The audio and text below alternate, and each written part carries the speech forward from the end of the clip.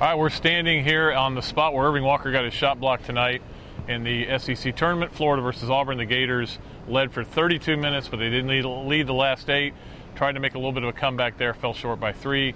And Kevin, Irving Walker's reaction was a little surprising, only because you usually don't see a guy bawling like that, but at the same time, he cares that much. I thought back to Matt Walsh, in the 2005 NCAA tournament, in that second round game where he got really upset and went to the bench and cried and so forth. But, let's face it, they probably wouldn't have been in the game without Irving Walker. Yeah. Some of the big shots that he made down the stretch, he really, he's proven that year long at the end of games. And if it could rub off on maybe some of the other Florida players, maybe you would have a team that could come through in clutch situations. Instead, you got a team that's 4-6 in games decided by 5 points or less, and that's probably why they're going to miss the NCAA tournament for the second straight season. Yeah, I mean, they lost a lot of close games they could have won. If they could have won them, there would be no debate. Right now, there's really not much of a debate anyway. There's some people holding on to the clinging hope that somehow they're going to sneak in.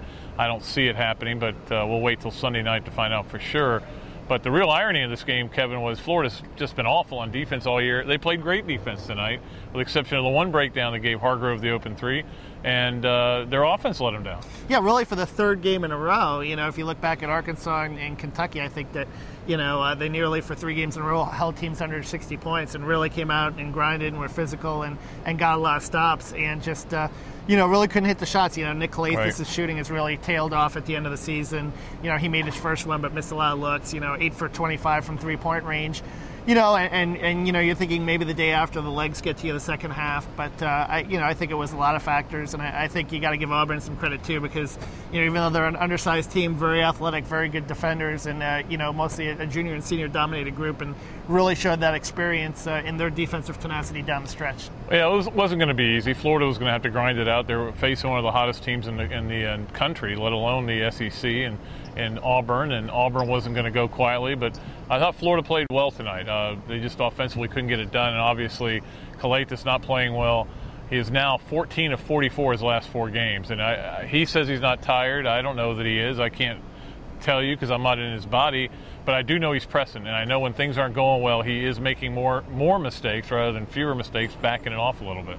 Yeah, and you just got to wonder about this team, mentally. And it seemed like even in the first half, when they had chances to make a really big run, there was always a little mistake. There was always a turnover. There was always something holding them back. And those are the things that came back to haunt you.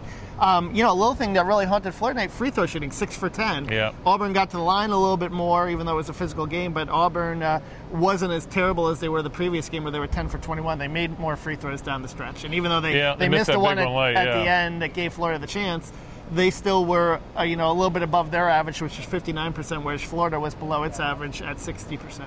Yeah, and the Florida basketball team now looks probably at an NIT berth, probably hosting, because they're still, I think, one of the first ones out, so they'll probably be a 1 seed and be hosting, I don't know, JU or somebody like that, and I don't know that anybody's really excited about that, and I can't really blame you. I think everybody thought this team was going to go to the NCAA tournament, and Florida becomes the first team to win the national title and not go to the tournament the next 2 years, and that's not the kind of history you want to make.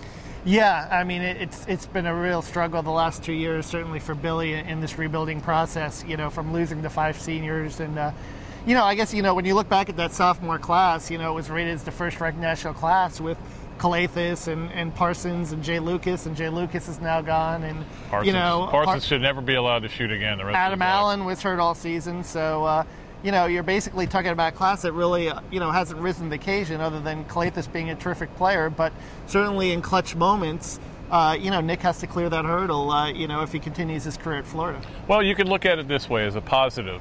Florida basically was starting from scratch last year. They made it to 2 NITs. They won over 20 games both years. When Billy started from scratch the first time, they had losing records. So he's ahead of the curve. So maybe next year I think we all think it's going to be a lot better, and we'll see if it is. When you had Vernon Macklin, who I've said this a million times, gets better with every game he doesn't play.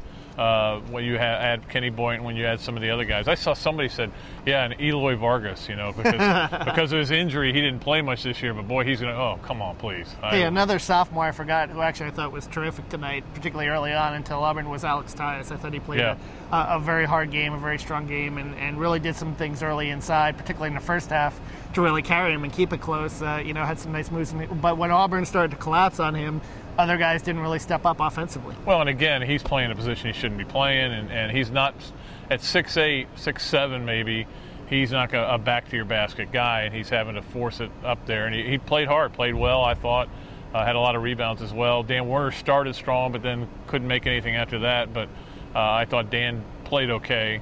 But, they got to get more from the rest of this team. And that's going to be the key next year, trying to get more from the rest of this team. This season's not over.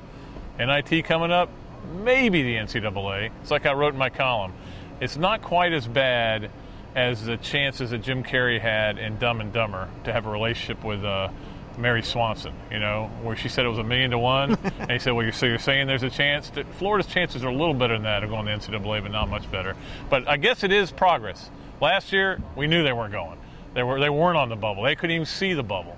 At least now they can see the bubble. They were on it. They had a chance, and they came down to the last game. Well, 10 SEC wins to 8 SEC wins last year, and really, you look at the margin for error that was so slim that could have been more.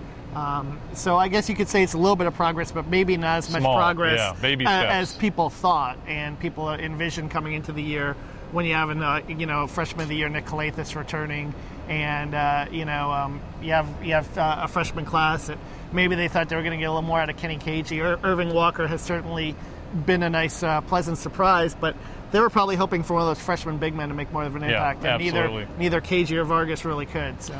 Well, we'll see what happens the rest of the way with the NIT. I'll be staying here at the tournament, as will Kevin, at least for one more day, and we'll be covering the semifinals tomorrow. So just because the Gators are out, keep reading us on Gatorsports.com for all the stuff we're going to be doing, blogs and copy, and I don't think we'll be doing another Hoopcast. This will be the last one until we preview the NIT. Until then, Kevin Brockway, Pat Dooley, the Gainesville Sun, saying so long from the Sunshine State.